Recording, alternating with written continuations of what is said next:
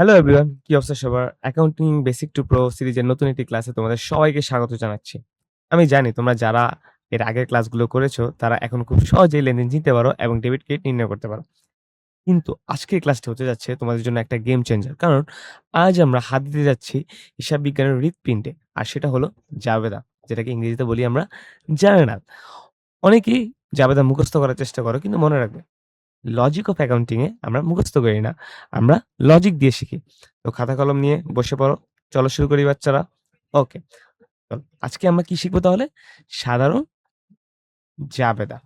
এই জাবেদা ওয়ার্ডটা মানে কই থেকে আসছে? আসলে সবার মনে একটা প্রশ্ন। যদি আমি বলি যে জাবেদা ওয়ার্ডটা কই থেকে আসছে? জোবাইদা ওয়ার্ড থেকে আসছে। সরি, এটা ফান করেছি। আসলে জুবাইদা আমি মাঝে, মাঝে দুষ্টামি করি। আসলে জাবেদা ওয়ার্ডটা কোনো জুবাইদা থেকে আসে নাই। আমি নিজে, নিজে মনে করা মানে স্টুডেন্টদের সাথে ফান করার চেষ্টা করি যে এটা কোনো জুবাইদা থেকে আসেনি। এটা নরমাল জাবেদাই। জাবেদার ইংরেজি হলো জার্নাল। আমরা কিছুক্ষণ আগে বলছি এটা। জাবেদার ইংরেজি কি? জার্নাল। ঠিক আছে? এগুলা ইতালীয় একটা আমাদের যেই অ্যাকাউন্টিং যেই লেখক আছে, যিনি আমাদের অ্যাকাউন্টিং এর জন্য একটা বই বের করছিল, 'সুম্মারি অ্যারিথমেটিকা জিওমেট্রিকা প্রপোর্শনালিজম এট প্রপোর্শনালিটা' যে বইটা বের করছিল, লুকা প্যাসিওলু লুকা প্যাসিওলি আঙ্কেল। ঠিক আছে? উনি যে বের করছিল সেই বই থেকে আমাদের এই জাবেদা জিনিসটা আসছে। ওকে? আমরা এতটুকু জানি। তো এই জাবেদা করতে গেলে আমাদের কয়েকটা জিনিস খুব ভালোভাবে জানা লাগবে। সেটা হলো কি? এই যে আদমসি, শবউডি যেগুলা আমি আমার বিগত ক্লাসে আমি আপনাদেরকে বুঝিয়েছিলাম। আদমসি। আমি আবার একটু রিপিট করি। ছোট একটু জিনিস। আতে আয়, দতে দায়, মতে কি? মূলধন। তাই না? এগুলা যখন বাড়বে তখন কি? ক্রেডিট আর কমলে ডেবিট। তাই না? বাড়লে ক্রেডিট আর কমলে কি? ডেবিট। সেম ভাবে এখানে সবও বাড়লে কি? শতে কি? আমি আবার একটু বলি শতে সম্পদ। বতে কি? ব্যয়। উতে কি? উত্তোলন। তাই না? এগুলা যখন বাড়বে এগুলা যখন বাড়বে তখন ডেবিট। আর কমলে কি? ক্রেডিট। ওকে। আমরা এই জিনিসগুলো কি? খুব ভালোভাবে জানি। এগুলা বিগত ক্লাসে আমি আলোচনা করেছি। তোমরা যারা বিগত ক্লাসগুলো দেখোনি প্লিজ আবার বিগত ক্লাসগুলো দেখে আসো। এখানে আমরা হিসাব খাত, লেনদেন চেনার উপায় খুব পারফেক্টলি ভাবে এমনকি ডেবিট ক্রেডিট কিভাবে নির্ণয় করে এগুলো সব সুন্দরভাবে বিশ্লেষণ করে দেওয়া আছে। আপনারা চাইলেই কি ওগুলো দেখতে পারেন। ওকে, আমরা নেক্সট এ যাই। দেখেন, জাবেদা কি? এটা যদি আগে পারফেক্টলি জানি আমরা জাবেদা জিনিসটা sorry um wait a minute. Ah okay, okay. আমরা এখানে দেখতে পেয়েছি জাবেদা জিনিসটা কি? তাই না? জাবেদা আসলে কি? কারবারে যখনই কোনো লেনদেন ঘটে সেটাকে ডেবিট ক্রেডিট ২ ভাগে বিশ্লেষণ করে তারিখের ক্রমানুসারে সবার আগে যে বইতে লিখা হয় তাকে কি বলা হয়? জাবেদা বলে। তাই না? আমরা দেখি না। তাহলে আমি কি বললাম? জাবেদা আসলে কি? যে কারবারে যখনই কোনো লেনদেন ঘটে সেটার ডেবিট ক্রেডিট এই ২ ভাগে বিশ্লেষণ করে তারিখের ক্রমানুসারে সবার আগে যে বইতে লিখা হয় তাকে কি বলে? জাবেদা বলে। তাহলে কি আমরা যেকোনো লেনদেন আমরা তো মোটামুটি লেনদেন কি জানি, তাই না? এই যে লেনদেন কি জানি? যেই লেনদেনগুলো ঘটে সেটাকে আমরা সবার আগে হিসাব খাত নির্ণয় করি। হিসাব খাত নির্ণয় করার পরে আমাদের 2nd কাজ কি থাকে? এটাকে ডেবিট অথবা ক্রেডিট এই ২ টা ভাগে বিশ্লেষণ করা এবং সেটাকে নির্দিষ্ট তারিখ অনুযায়ী যেখানে বলছে তারিখের ক্রমানুসারে সবার আগে যে বইতে লেখা হয় তাকে জাবেদা বলে। স্যার এই জিনিসটা আপনাদের খুব ইম্পোর্টেন্ট। কেন বললাম? Very important. কারণ আপনাদের এখন সংক্ষিপ্ত প্রশ্ন আছে। সেই সংক্ষিপ্ত প্রশ্নের মধ্যে এটা আসার চান্স 70% জাবেদা কি? ওকে? এবার জাবেদাকে কি বলা হয়? জাবেদাকে কি বলা হয়? হিসাবের প্রাথমিক বই বা সহকারী বই। কেন? কারণ আমরা আমাদের লেনদেনটা বিশ্লেষণ করার পরে আমরা যেটা লেনদেন এটা বিশ্লেষণ করার পরে সর্বপ্রথম আমরা জাবেদার মধ্যে এন্ট্রি করি। দেন আমরা খতিয়ান, রাওয়া মিল এটসেট্রা এরপরে যা আছে এগুলা মধ্যে এন্ট্রি করতে থাকি। কিন্তু সবার আগে একটা লেনদেন আমরা জাবেদার মধ্যে এন্ট্রি করি। এইজন্য জাবেদাকে বলা হয় হিসাবের প্রাথমিক বই বা সহকারী বই। আমরা আশা করি জিনিসটা বুঝতে পারছি। এবার আমরা দেখেন একটা জাবেদার ছক দেখি। এই যে এটা হলো জাবেদার ছক। তারিখ, হিসাবের নাম ও ব্যাখ্যা, খতিয়ান পৃষ্ঠা, ডেবিট টাকা, ক্রেডিট টাকা। ঠিক আছে? এইখানে কয়েকবার উপরে সরি আ এখানে একেবারে উপরে প্রতিষ্ঠানের নাম আমি বারবার এখানে সরি এখানে আমার ক্লিক করা যাবে না। প্রতিষ্ঠানের নাম, এরপর সাধারণ জাবেদা জিনিসটা লিখা হয়। আপনারা যে প্রতিষ্ঠানের নামে জাবেদা করছেন সেই প্রতিষ্ঠানের নামটা উপরে দিবেন। তাহলে আমাদের জাবেদার ছক কয়টা প্রশ্ন আসতে পারে?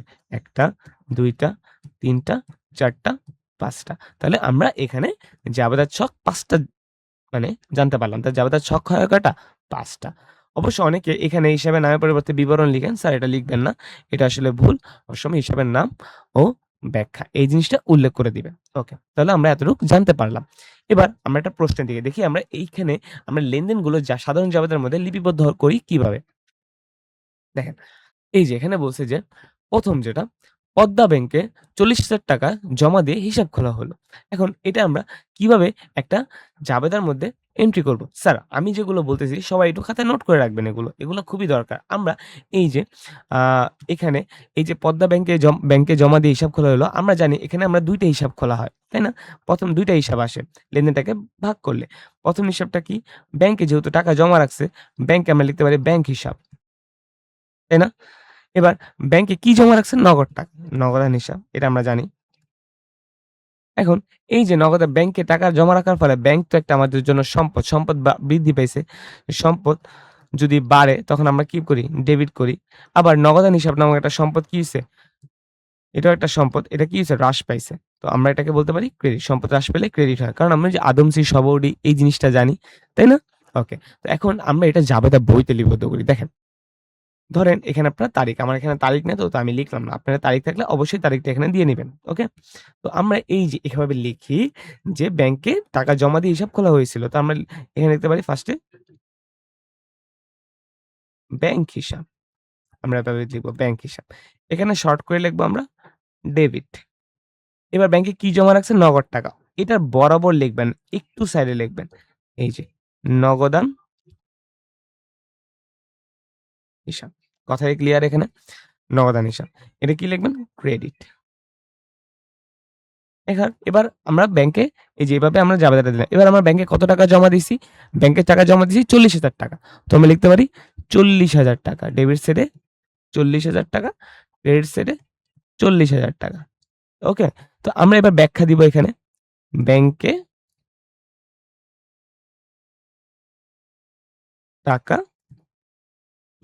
জমা দিয়ে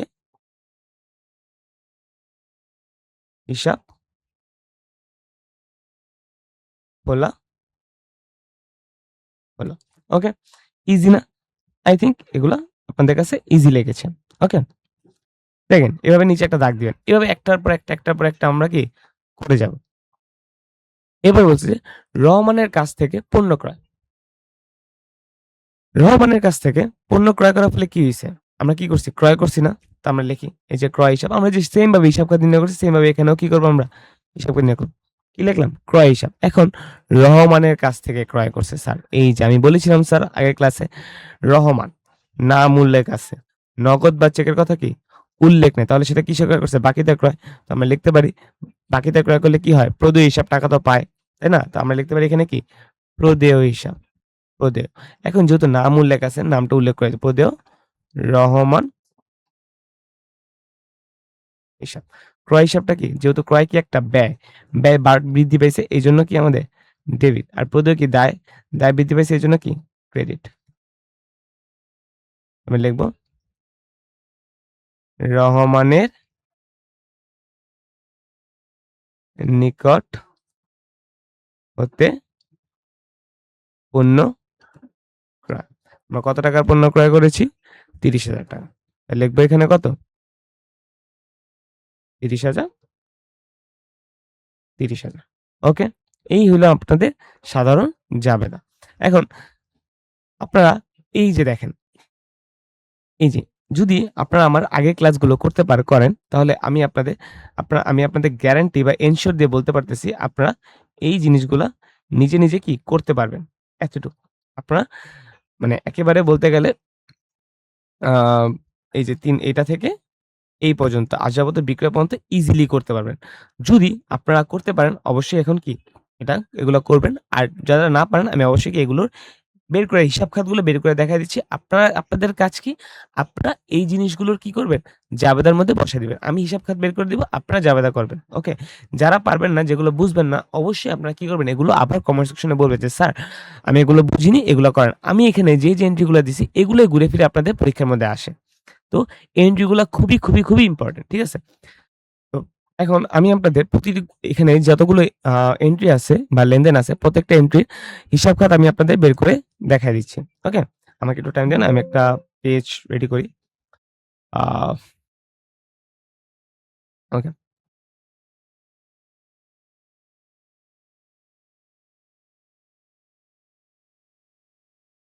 ওকে। তো এখানে ৩ মাসের ভাড়া প্রদান করছে ৳২১,০০০। তো ৩ মাসের ভাড়া প্রদান করার ফলে এখানে কি হইছে স্যার? ভাড়া কি অগ্রিম দিছে না ৩ মাসের? তো আমি লিখতে পারি অগ্রিম ভাড়া হিসাব। এই যে অগ্রিম ভাড়া প্রদান করছে, এই অগ্রিম ভাড়া কি আপনার জন্য কি একটা সম্পদ। আর এই যে সম্পদ বৃদ্ধি পাইছে, তো এই সম্পদ বৃদ্ধি পাইলে আমরা জানি কি? ডেবিট। এবার ভাড়া হিসেবে কি দিছে স্যার? নগদ টাকা। তো লিখতে পারি আমরা নগদান হিসাব। এই নগদান হিসাব কি আমার জন্য কি একটা সম্পদ। এই সম্পদ কি হ্রাস পাইছে, এইজন্য কি? ক্রেডিট। ওকে। তাহলে আমরা একটা গেল। এরপরে বলল যে আ আমরা কি করব? যে মালিক কর্তৃক ব্যাংক হতে উত্তোলন করা হয়েছে ৳৭,০০০। মালিক ব্যাংক থেকে উত্তোলন করছে ৳৭,০০০। এর ফলে কি হইছে বলেন? মালিক ব্যাংক থেকে উত্তোলন করছে ৳৭,০০০। উত্তোলন করার ফলে লিখতে পারি আমরা উত্তোলন হিসাব।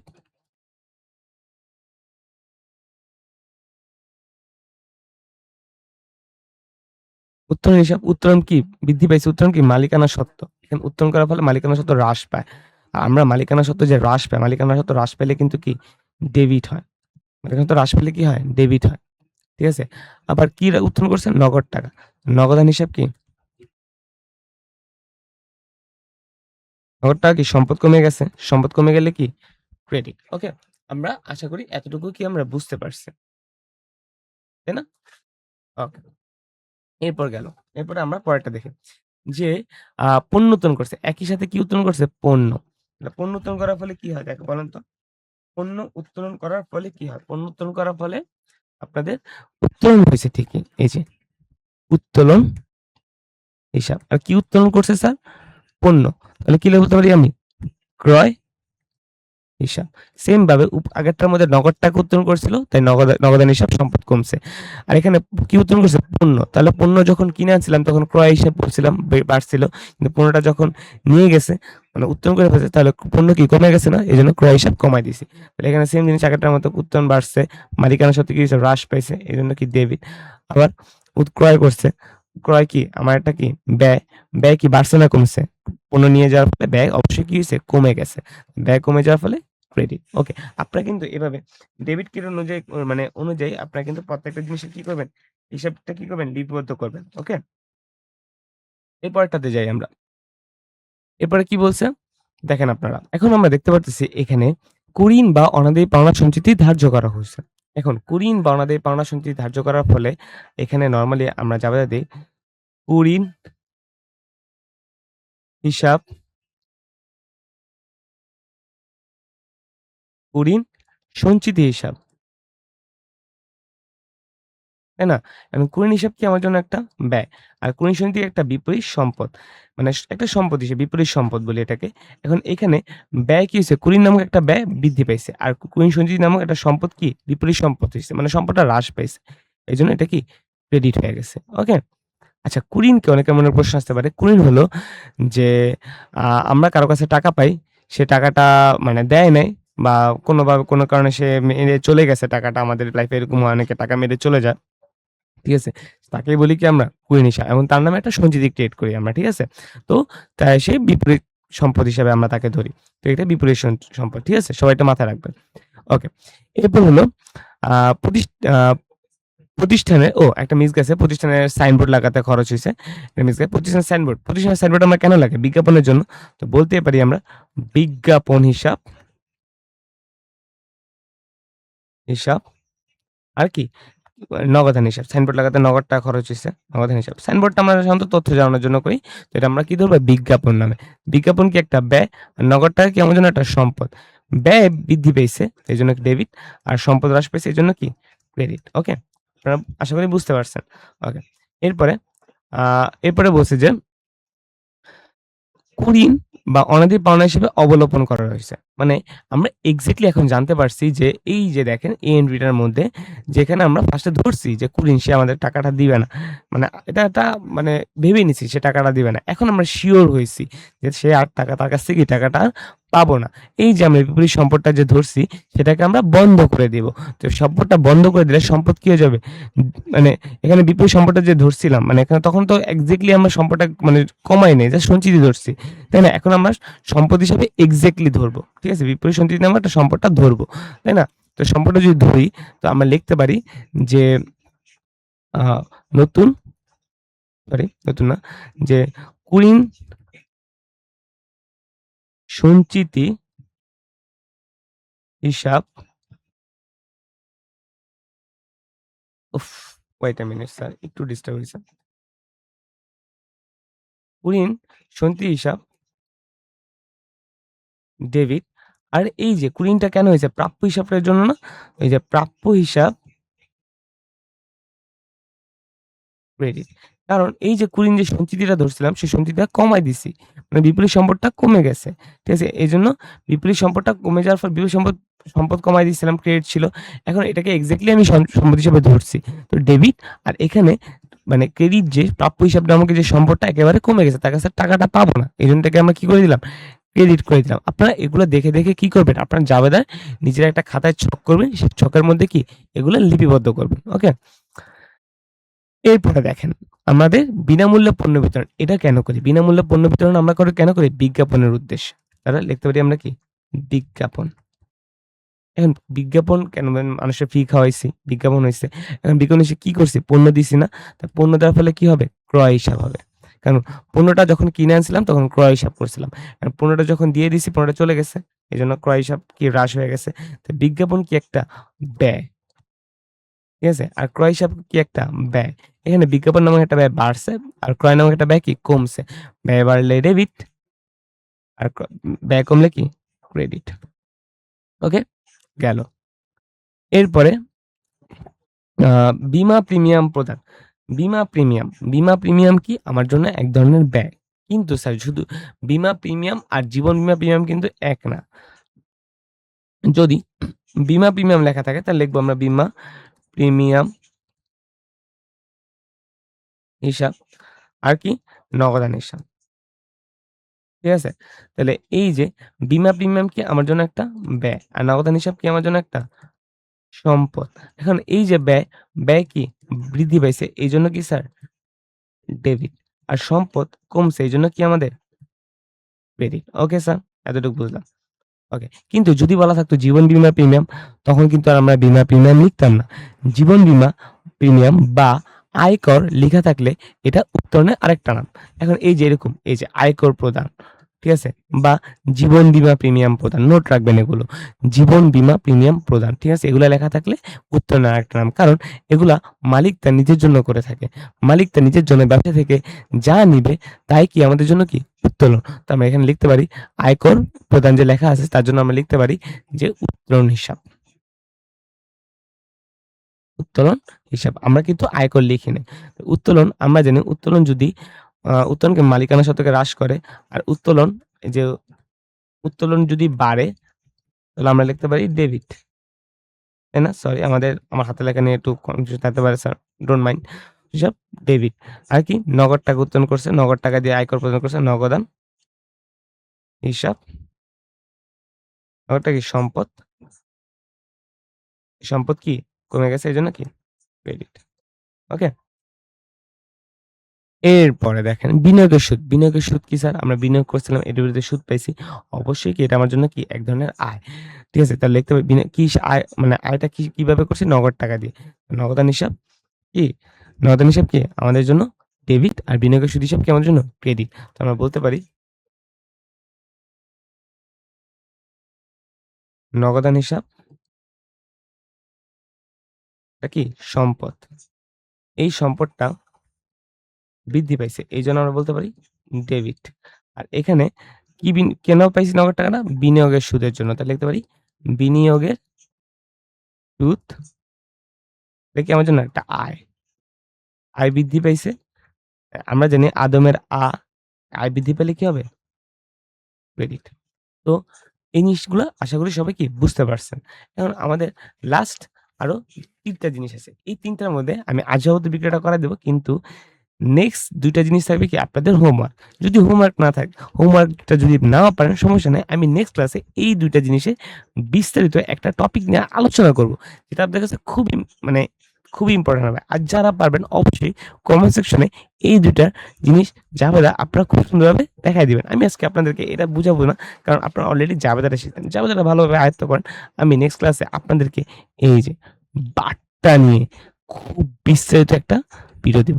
যদি আপনারা বাট্টা নিয়ে এই জিনিসটা খুব ভালোভাবে বুঝতে চান অবশ্যই কি করবেন? কমেন্ট সেকশনে জানান। বাট্টা নিয়ে নেক্সট ক্লাসে যারা বাট্টা নিয়ে পারফেক্টলি ভাবে নেক্সট ক্লাসটা করবে, বাট্টা নিয়ে তাদের মধ্যে কোনো ভয় থাকবে না। সারা জীবন তারা বাট্টাটা খুব সুন্দরভাবে জানতে যাবে এবং এই ২ টা জিনিস নেক্সট ক্লাসে আমি খুব সুন্দরভাবে দেখায় দিব। আমি আপনাদেরকে এখন যে দেখায় দিব আজ যাবতীয় বিক্রয়। আমি এখানে দেখা দিচ্ছি। আজ যাবতীয় বিক্রয় করার ফলে কি হইছে আমাদের কাছে? নগদ টাকা। তাহলে লিখতে পারি আমরা নগদান হিসাব। আর এখন আসবাবপত্র বিক্রয় করার ফলে কি চলে গেছে আমার কাছে? আসবাবপত্র চলে গেছে। কারণ আপনার এখানে বিক্রয় হলো না কেন স্যার? কারণ না স্যার এই যে আসবাবপত্রটা কেন আমরা ব্যবহার করার জন্য মানে আনছিলাম। এখন আসবাবপত্র কিভাবে ব্যবহার করা? ক্রয় করে আমরা যখন আসবাবপত্র কিনছিলাম আসবাবপত্র ক্রয় করছিলাম। এখন আসবাবপত্রটা বিক্রয় করে ফেলছি। তার যখন আমরা ক্রয় করে আনছিলাম আসবাবপত্র হিসাব ডেবিট করছিলাম। কিন্তু আসবাবপত্রটা বিক্রয় করার ফলে আসবাবপত্রটা চলে গেছে না। তো আসবাবপত্র হিসাব কি হয়ে গেছে? ক্রেডিট হয়ে গেছে। নগদান হিসাব কি আমার জন্য? সম্পদ। আর আসবাবপত্র হিসাবও কি আমার জন্য? সম্পদ। তো নগদান হিসাব সম্পদ কি? বাড়ছে ডেবিট আর সম্পদ কমে গেছে কি? ক্রেডিট। Okay sir. এই হলো আজকের এই জাবেদা। নেক্সট ক্লাসে কিন্তু আমরা অবশ্যই বাট্টা নিয়ে করব। আর বাট্টা নিয়ে ক্লাসটা যদি অবশ্যই করতে চান আপনারা কমেন্ট সেকশনে জানাবেন এবং অবশ্যই চ্যানেলটা সাবস্ক্রাইব করে রাখবেন। আজকের জন্য এই পর্যন্তই। আর আমি চাই ভাই প্লিজ আপনারা সবাই সাবস্ক্রাইব করেন আর সাপোর্ট করেন। তাহলেই মনে করেন আমার ভিডিও করার জন্য কি একটা ভালো একটা আ ইন্টারেস্ট জাগবে আমার মধ্যে আপনার জন্য নতুন ভিডিও ছাড়বো। তো আজকের জন্য এই পর্যন্তই। দেখা হচ্ছে নেক্সট ভিডিওতে। So tata, by.